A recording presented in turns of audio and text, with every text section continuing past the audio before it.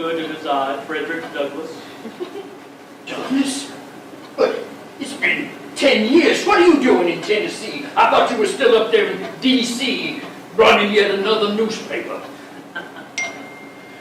How could I not appear before the man who almost single-handedly resolved the political aspirations of the white Southerners? I was trying to follow the policy of President Lincoln, may his soul rest in peace, of malice toward none, in order to get those southern states back in line with the Union and the Constitution. You opposed the Freedmen's Bureau, the Civil Rights Act, the 14th and the 15th Amendments. No presidents have no formal role in amending the Constitution. And I did insist that all rebel states ratify the 13th Amendment before readmission in hopes of ending slavery in all states. Yet you failed to support the efforts to ensure those freemen could vote. Why not when you portray yourself as an enemy of the people?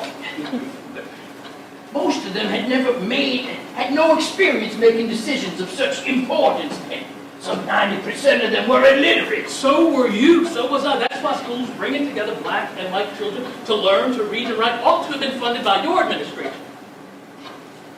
But government cannot do everything for everybody. You and I, we didn't have the benefit of schooling, yet we learned to read and we rose through our own efforts.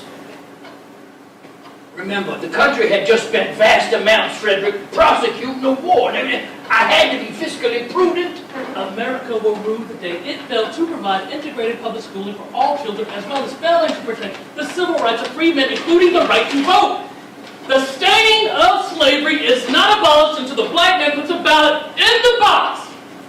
But even President Lincoln himself in his last speech said that the vote ought to be limited to those former slaves who were, I quote, intelligent, or to those who had fought for the Union Army. As I've said before, Lincoln was not always the colored man's best friend. It took him long enough to issue the Emancipation Proclamation.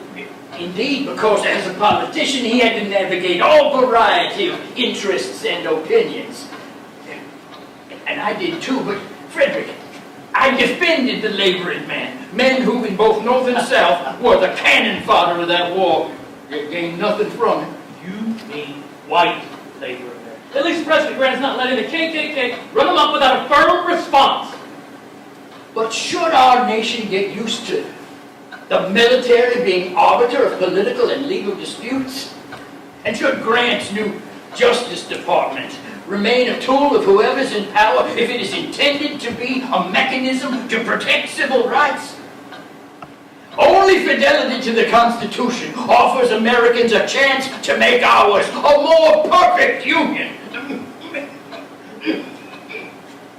Can we not at least agree on that?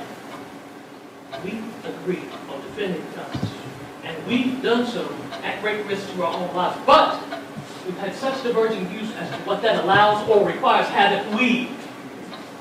Be that as it may, and hear me when I say that you already sense the debates will continue. Your part in this.